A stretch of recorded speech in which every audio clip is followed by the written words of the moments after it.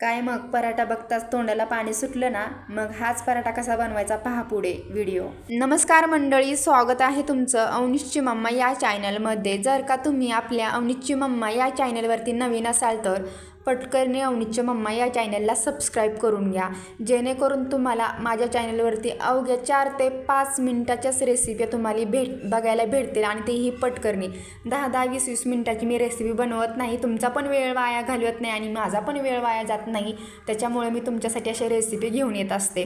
तर आज आपण मस्तपैकी पराठा बनवणार आहोत. तर ते पराठा कसा बनवायचा ते पण 10 मिनिटात अवघ्या ते आपण पुढील व्हिडिओमध्ये पाहणारच आहोत. तर आपण इथे बघू शकता 2 बीट घेतलेले आहेत. ते पण स्वच्छ पाण्याने धुवून घ्यायचे आहेत, कारण की त्याच्यावरती बारीक वाळूची रेती चिटकली जाते. कारण की आता पावसाचे दिवस असल्यामुळे हे जास्त त्याला माती वगैरे चिटकलेली असते. त्याच्यामुळे मी इथे 2 पाण्याने स्वच्छ धुवून घेतलेलं आहे.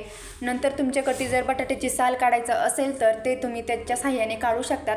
माझ्याकडे नव्हतं, माझं मोडलेलं आहे, त्याच्यामुळे मी चाकूच्या साह्याने वरची स्किन काढून घेणार आहे आणि त्याला मस्तपैकी मधून 2 भाग करून आपल्याला इथे खिसणीच्या साह्याने काय करायचं आहे तर खिसून घ्यायचं आहे. वाटलंच तर तुम्ही मिक्सरच्या साह्याने पण काढू शकतात, पण मिक्सरमधून कसं कलर पण चेंज होतो आणि खायला चांगलं लागत नाही. त्याच्यामुळे तुम्ही इथे बघू शकतात मी खिसणी घेऊन त्या खिसणीनंच बारीक खीस करून घेतलेला आहे. तर फायनली आपला खीस तयार झालेला आहे, तुम्ही बघू शकतात, आणि कलर पण आहे असाच राहिलेला आहे. तर आपण इथे 2 वाटी बेसन पीठ घेतलेलं आहे. तर त्या 2 वाटी बेसन पीठमध्ये आपण जो बिटाचा खीस करून घेतलेला आहे तो आपण त्याच्यामध्ये टाकून घ्यायचा आहे. तर तुम्ही म्हणत असाल आता इथे काय घेतलेली आहे पेस्ट, तर काय नाही हो, अद्रक, लसूण, थोडीशी हळद, ओवा, कोथिंबीर, लसूण ते कुटून मी त्याची पेस्ट करून घेतलेली आहे आणि ते त्याच्यामध्ये टाकून घेतलेली आहे. आणि वरून मस्तपैकी अशी कोथिंबीर तुमच्याकडे असेल तर टाका, नसेल तर स्किप करा. तर मी ते थोडं चवीनुसार मीठ घेतलेलं आहे आणि लाल पावडर टाकलेली आहे. तर हिरवी मिरची पण तुम्ही ॲड करू शकतात, ऑप्शनल आहे, तुम्हाला आवडेल ती चॉईस तुमची. तर येथे आपण आता थोडंसं नॉर्मल पाणी घेऊन त्याला असं मस्तपैकी एकजीव तिंबून घेणार आहोत. कमीत कमी 4 ते 5 मिनटं आपल्याला असं व्यवस्थित मिक्स करून घ्यायचं आहे, जेणेकरून त्याच्यामध्ये पिठाच्या गाठोळ्या राहिल्या न पाहिजे. तर तुम्ही फायनली बघू शकता आपलं पीठ मस्तपैकी तिंबून झालेलं आहे, म्हणजेच त्याची पेस्ट तयार करून झालेली आहे. किती मस्त दिसत आहे ना. तर आता आपण त्याला 4 ते 5 मिनटं झाकून ठेवणार आहोत, जेणेकरून ते असं मस्तपैकी मुरेल.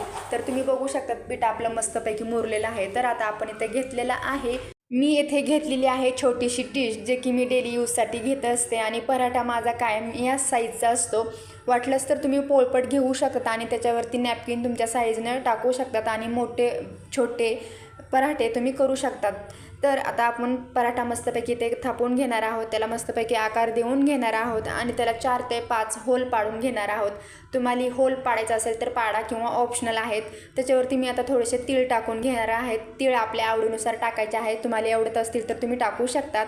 तर आता गॅसवरती आपण पॅन ठेवलेला आहे आणि पॅनवरती थोडंसं तूप टाकून पसरून घ्यायचं आहे.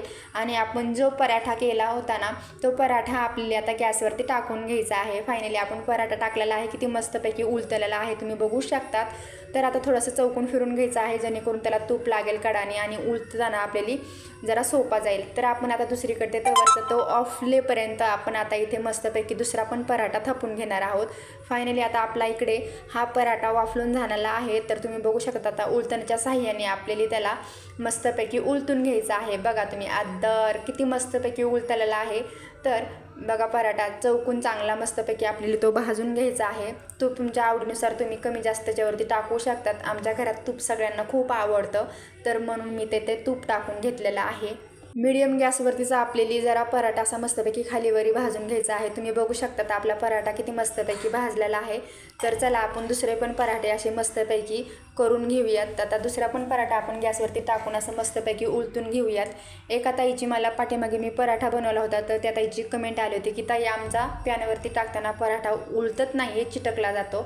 तर इथे काय करायचं आहे, आपण ज्यावेळेस आपण त्याच्यावरती नॅपकिन टाकतो ना, नॅपकिनवरती आपल्याला थोडासा पाण्याचा शितुडा देऊन नंतर आपल्याला असं थालपीठ थापून घ्यायचं आहे, जेणेकरून आपण आता गॅस तव्यावरती टाकतो ना, त्यावेळेस आपला पराठा मस्तपैकी उलटला बी जातो आणि त्या चिटकला जात नाही आणि मोडतही नाही. तर फायनली आपण सगळे पराठे आता इथे करून घेतलेले आहेत. तुमच्या आवडीनुसार तुम्ही मीडियम गॅसवरती त्याला कडक पण करू शकतात, कडक पण पराठा होतो. जसं की मी 2-3 पराठे केलेले आहेत, तुम्हाला पुढील व्हिडिओमध्ये ते दिसतीलच.